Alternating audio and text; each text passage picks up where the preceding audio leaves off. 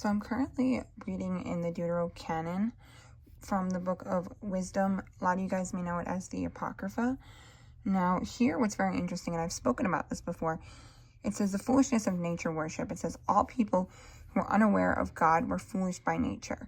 Despite the good things they could see, they were unable to perceive the God who is. Nor do they recognize the craftsman, though they observe his works. So what are they doing here? They're not recognizing the craftsman, the creator God, but they're observing his works. And what are they observing? But they imagine that the fire or wind or swift air, or the movement of the stars or rushing water, or the heavenly lights are the gods that rule this world. And this is very similar to Romans chapter 1, verse 23, where Paul talks literally about how instead of worshiping God, they're worshiping birds, they're worshiping four-footed animals.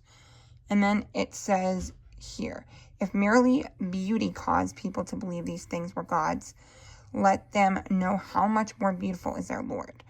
So all this stuff is beautiful, right? The stars, even like fire can be very beautiful. But what they don't realize is that they're attracted by beauty, but what they don't realize is that God is even more beautiful than that. Because the Bible even talks about you can't even see God physically because he's just so powerful. Literally, no one can see God and live, the Bible says. Now, if we go down here, or if people were amazed by their power and energy, let them learn from these things how much more powerful is the one who made them. So while they're very powerful, like fire is very powerful, as we know what fire can do, think of wildfires. Think of powerful wind in like a hurricane, right? So if that's really powerful, there's a lot of energy coming from that. God is millionth, I don't know if that's really a word, but extremely more powerful than that. Now, it says, for the Creator can be seen and understood through the greatness and beauty of creation.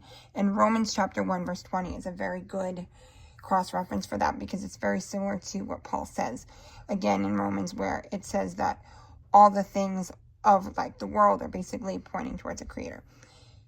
But yet such people should not be blamed very harshly, for perhaps they went astray while seeking God, desiring to find them. And I actually believe this. If you know my past in this area, I knew a lot of people who were very big on the environment, and I do believe that some of it is not their fault.